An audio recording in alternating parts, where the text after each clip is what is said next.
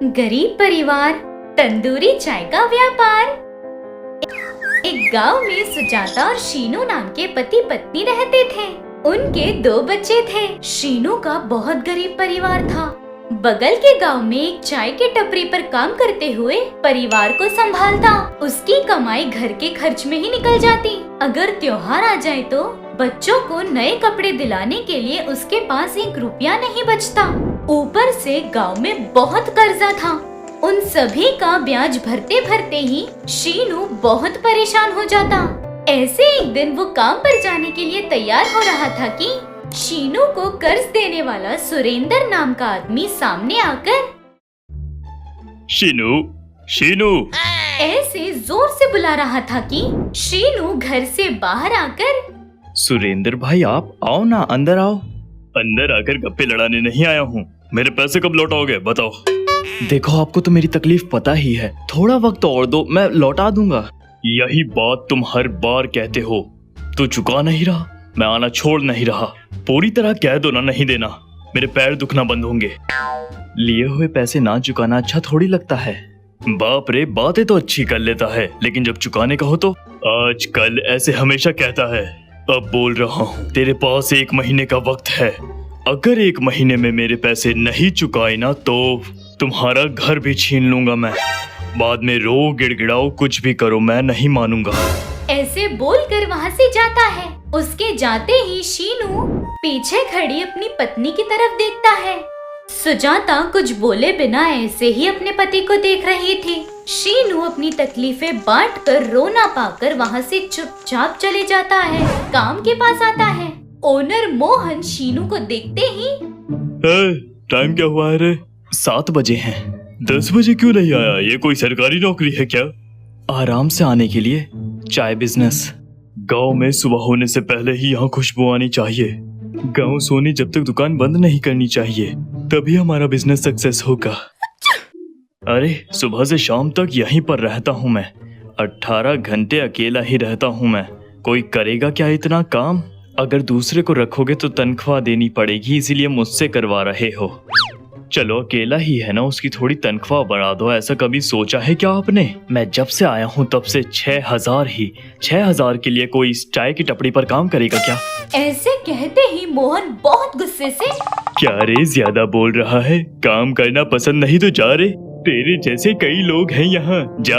ऐसे कहते ही शीनू शॉक। तब तक उदासी में जो भी कह रहा था शीनू वो सब याद करके, माफ कीजिए, आज कर्जे वालों ने बहुत टेंशन दिया, इसलिए न जाने गुस्से में क्या बोल गया। जरूरत नहीं, इसी टाइम में अंदर का सच बाहर आता है। कोई जरूरत नहीं है, आज से तुम्हें काम पर आने की कोई जरूरत नहीं। ऐसे बहुत गुस्से से वहाँ से भेज देता है। शीनू जो काम था वो भी चला गया, इसलिए वहाँ से घर लौट कर जाता है। ऐसे चलते हुए रास्ते में एक पेड़ के नीचे बैठता है। अभी क्या करना है ये सोचकर उदास हो रहा था। ऐसे उदास हो रहा था कि वहीं पेड़ के पास बैठे पांडु नाम का आदमी फोन पर, हाँ क्या है, चाय पीने चले क्या? इस गांव में चाय वेस्ट है। चाय बोले तो तंदूरी चाय, वही है भाई चाय का मतलब। अरे भाई, मैं पुणे गया था, कहाँ था ना, याद है? वहाँ पिया था तंदूरी चाय, बहुत मस्त था। अगर कोई हमारे गांव में वही चाय बना दे तो सारा गांव उसी चाय की टपरी पर रहेगा। ऐसे बोल रहा था कि बगल में बैठा शीनू आश्चर्य होकर सुनकर तुरंत पांडु के पास आकर, अरे भाई मैं फिर से कॉल करता हूँ। अरे शीनू तू है, बोल ना। चाय के बारे में बोल रहे थे, कौन सा चाय? वो तंदूरी चाय मस्त रहती है, उसके बारे में थोड़ा बताओ भाई। ऐसे कहते ही पांडु वो चाय कैसे बनाते हैं, क्या है, सब कुछ विस्तार में बताता है। सब सुनकर थैंक्स भाई, आता हूँ। ऐसे वहाँ से घर आ जाता है। घर आकर काम चला गया अपनी पत्नी को बताता है। वो सुनकर सुजाता चौंक जाती है। अब कैसे, कौन सा काम करे? मैं ही चाय की टपरी रखने का सोच रहा हूँ, तंदूरी चाय। चाय की टपरी रखना आसान है क्या? बहुत पैसे लगेंगे, इतने पैसे हमारे पास नहीं ना। ऐसे बोलते ही शीनू वहाँ से बाहर चला जाता है। सीधे सुरेंद्र के पास आता है। सुरेंद्र घर के सामने ही बैठा था। शीनू को देखते ही, हाँ क्या है शीनू भाई, पैसे ले आए? ऐसे पूछ रहा था कि शीनू सुरेंद्र की आंखों में देखकर बहुत हिम्मत से नहीं, मुझे थोड़ा और पैसा चाहिए। तंदूरी चाय का व्यापार करने का सोच रहा हूँ। ऐसे कहते ही सुरेंद्र शॉक वहाँ से उठकर अंदर जाता है। शीनू वहीं खड़े रहकर देख रहा था। सुरेंद्र घर के अंदर जाकर 20,000 ले आकर शीनू को देते हुए, जब कभी भी तुम मुझसे पैसे लेने आते तुम्हारे अंदर डर नजर आता था, लेकिन आज मुझे तुम्हारे अंदर आत्मविश्वास नजर आ रहा है। जाओ, जाकर टपड़ी लगा लो। आपका आभारी रहूंगा, चलता हूँ। ऐसे सुरेंद्र के सामने हाथ जोड़कर वहाँ से घर आ जाता है। घर आकर अपनी पत्नी से सब कुछ कहकर टपरी के लिए सारी तैयारियां कर रहा था। गैस सिलेंडर, छोटे छोटे कुल्हड़ और बाकी सब कुछ ले आकर उसी गांव में टपरी के लिए सारी तैयारियां करके अच्छा दिन देखकर शुरुआत करता है। तब तक नॉर्मल चाय पीने वाले सभी लोगों को वो तंदूरी चाय बहुत पसंद आती है। गांव में सभी लोग वहीं पर चाय पीते।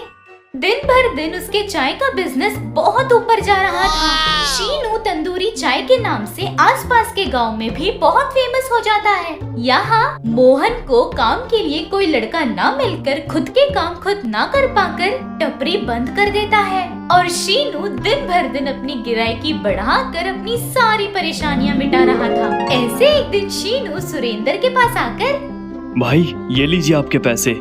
इससे पहले लिए हुए 10,000, टपड़ी के 20,000। मैंने तुम्हें 10,000 ही कर्जा दिया था। तुम्हारी टपड़ी के लिए कर्जा नहीं, मदद किया था। दिए हुए मदद को कोई वापस नहीं लेता, इसीलिए ये पैसे तुम्हारे पास रख के तुम्हें जो चाहिए वो करो। ये क्या भैया?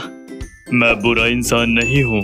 कर्जा लिया था इसीलिए घर पर आकर पूछा। मदद करने पर फिर से तुम्हें याद ही नहीं दिलाता, इसीलिए ये पैसे तुम ही रखो या फिर तुम ही किसी और की मदद कर दो। ऐसे कहता है। उस बात पर शीनू बहुत खुश हो जाता है। ऐसे शीनू तंदूरी चाय से अपनी सारी तकलीफें मिटाकर खुशी से सभी लोगों की मदद कर रहा था। आप सबको प्रणाम। मैं आप सबकी मनपसंद सास हूँ। हाय, और मैं आप सबकी चहेती बहू हूँ। अब से आप लोगों का मन बहलाने के लिए और आप लोगों को खुश करने के लिए हम महा टीवी के साथ आप लोगों से मिलने आ रहे हैं। तो अब देर किस बात की, अभी हमारे चैनल को सब्सक्राइब कीजिए। नोटिफिकेशन के लिए घंटी बजाना ना भूलिए। आपको सास पसंद है या बहू पसंद है? कमेंट्स में जरूर लिखिए। देखते रहिएगा महा टीवी।